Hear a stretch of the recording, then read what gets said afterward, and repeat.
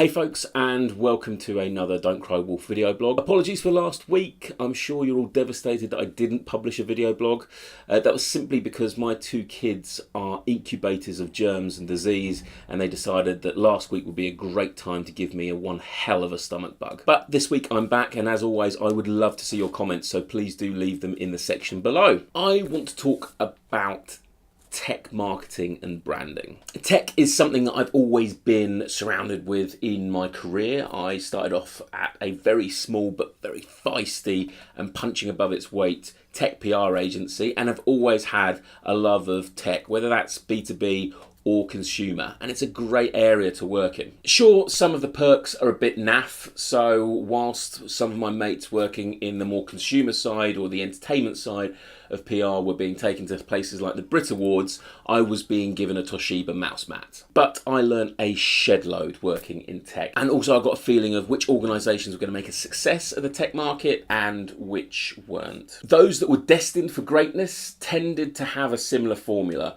an outstanding product that they really worked on and genuinely sort of believed in, a spokesperson or a CEO that was approachable and frankly likeable, and this open appetite and attitude towards working with consultants or even their in-house teams and taking advice from them and pushing them in the right direction. Those that failed tended to have a relatively average product in the market, but importantly, they tended to have a leadership team that was so overwhelmed by their own ego that they never really understood just how average they were. Whilst they projected this personality of being able to walk on water and this kind of God complex that some of them had, most of them were absolutely consumed by a fear of failure and obsessed with watching the competition. So what I thought I'd do is just share some of the pointers that I've picked up over the years around what a tech company should be looking at when it comes to brand and marketing and communications. The first thing is quite simple: invest in your product. I learned very early on working with some fantastic people in the tech space that actually one of the most beneficial things you can do as a communications professional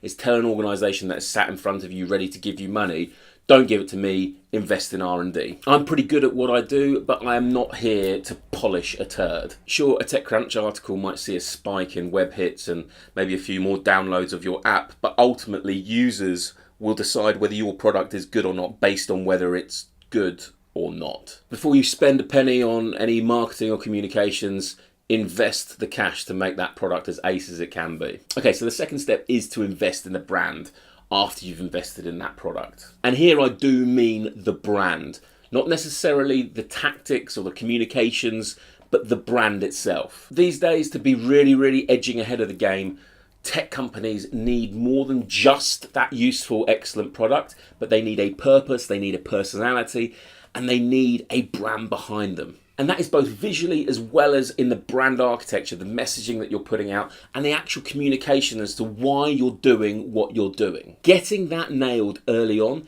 gives your brand that sense of purpose and connects with people much more emotionally than just providing that functional product. The third bit of advice is to understand that TechCrunch is not your saviour. Neither is the FT, neither is the Guardian, neither is any publication or outlet. Your saviour is your audience. I've spent a lot of time having to deal with a lot of egos working around why their vanity pieces of coverage aren't that worthwhile. And I've had the stats to prove it. One app launch I worked on, the founder was absolutely obsessed with getting in the FT and the Guardian. He was convinced that this was going to have a huge impact on their app downloads, which is all he was measuring us on. And lo and behold, because the team that was working on it was pretty good, we did get the coverage in those publications, and it generated 500 hits to the website. A small review on Shiny generated 2,500. Go where your audience is, be sensible, and be a little bit humble about where you actually genuinely want to appear for maximum business impact. Right, the next one is simple. Stop looking left and right, because you will never move forward. If a tech brand is constantly soiling itself about what it should be doing based on what its competitors are up to, it will never ever achieve any of its own splendid innovation.